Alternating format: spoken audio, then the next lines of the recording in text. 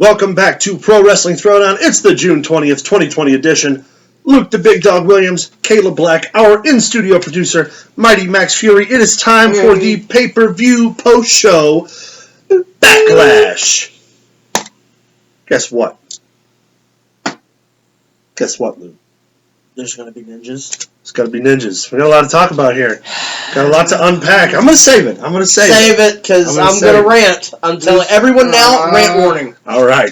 So we're only going to talk about the matches. We're going to start off with Apollo Crews defends the United States Championship against Andrade. No, that was pre-show. That was on the pre-show, yes. And he successfully retained. Which means doesn't count. Does not, yeah. We don't qualify the matches on the pre-show. Although, great match. Oh, yeah. Great match. Killer match. Yeah. Who we thought would go over, obviously. Bayley and Sasha Banks did successfully defend their women's championship.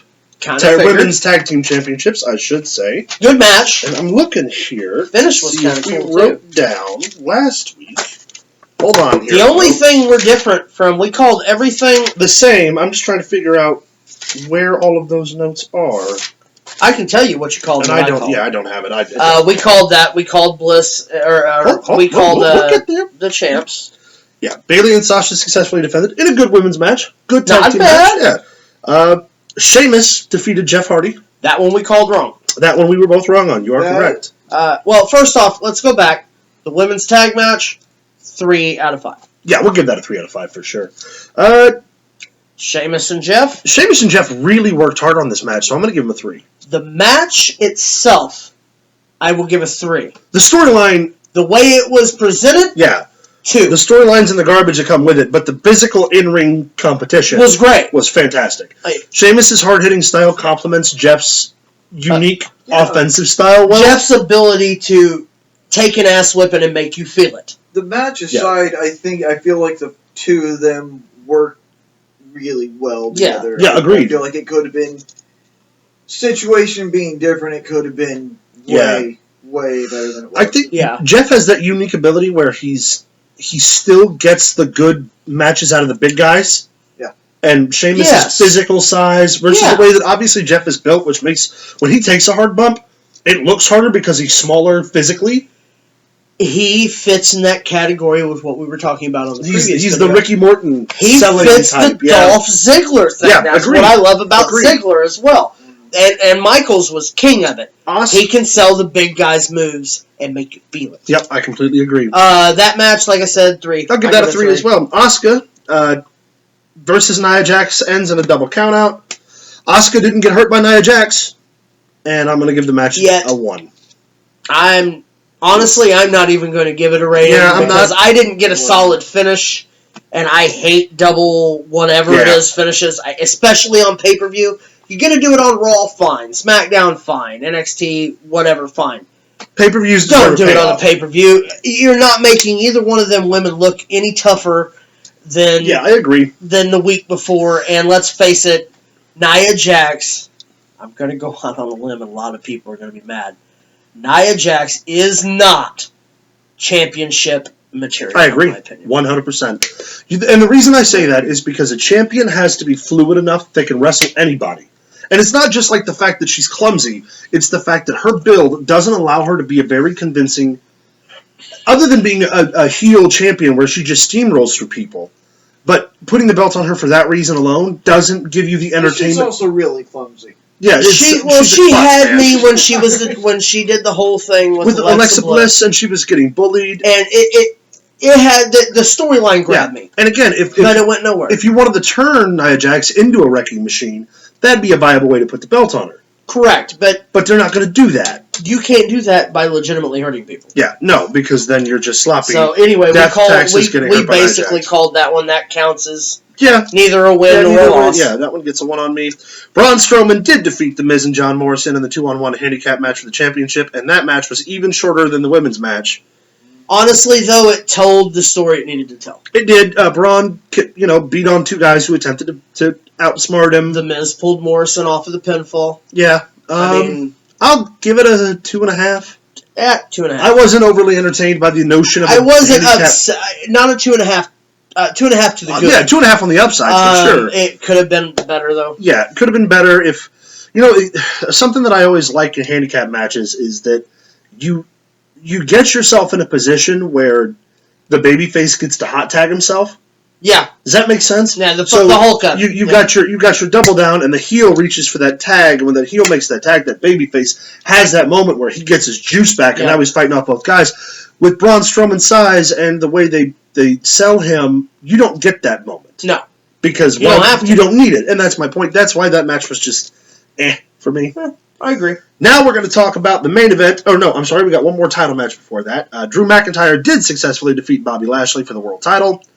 Told its story. Both big guys, hard-hitting. A couple of the spots were questionable for me. Yeah. The one where... we have to talk about this. Yeah. Bobby Lashley picking Drew McIntyre up only to drop him on his head. Yeah.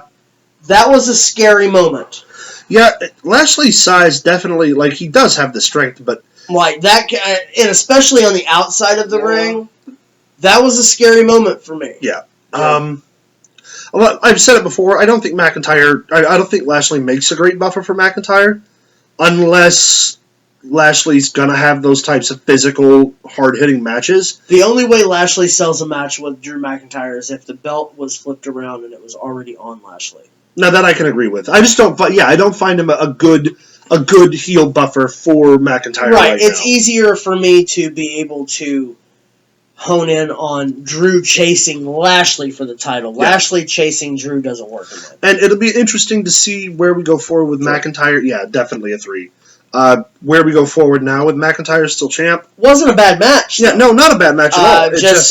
It could have been better. It could have been more. It's hard for me to care about people in this scenario that I don't think they're going to give that. It's different when a heel's champion because any babyface at any time can take that belt. Correct. The difference with a babyface champion is you really kind of got to buy into the heel that's fighting on the underside for it. Yeah. And I just didn't see Bobby Lashley taking the belt, so I'm not that invested in the story. Correct. However, 3 on the upside, obviously. 3, yeah. And now the main event, the greatest wrestling match ever, as it's been promoted endlessly by the WWE, Randy Orton versus Edge. You said it best, and I hope you don't mind if I quote you. Uh-huh.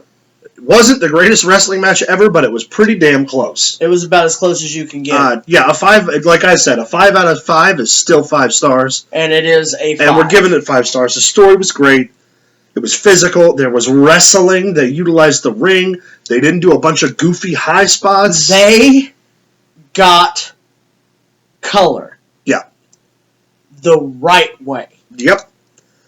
Early. It wasn't focused on. It was legitimately an eyebrow injury, and it was hard way colored, early. And it told the story well.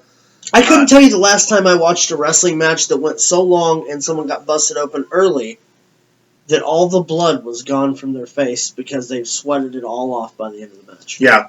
It's not like Dustin Rhodes getting it where he back in the day, yeah, Dusty was... Oh, yeah, yeah. You know, the Crimson Mask, baby. Yeah, but, they had the blonde hair and everything. Yeah. Orton literally sweated it off 5 minutes after it happened. And Orton is he is the textbook perfect wrestler. And speaking of that, let's remind everybody of the picks on that one.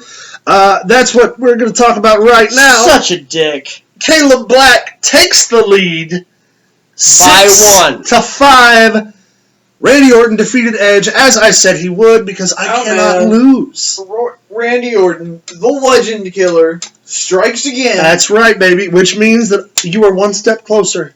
Come April. A lot of wrestling is to be had. You ain't never gonna beat me, son.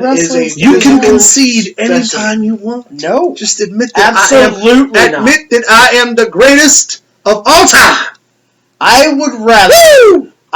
You know what? I'm not going there. I'm just going to say there's a lot of wrestling left. He's right, folks. And we need, in the comments, some ideas for some punishments, regardless. We're going to keep pimping this till WrestleMania so I'm going to shave his head and his eyebrows. He ain't going to do a damn thing except eat an entire pie on camera. I don't give a fuck. Well, I don't know. That depends on the pie. I might be down for I might lose on purpose. Let us know what you thought about Backlash in the comments below or by sending us an email at prowrestlingthrowdown@gmail.com. Find us on Facebook at facebook.com/prowrestlingthrowdown. Let us know, did you think it was the greatest wrestling match ever? What did you think about Apollo Crews getting bumped to the pre-show?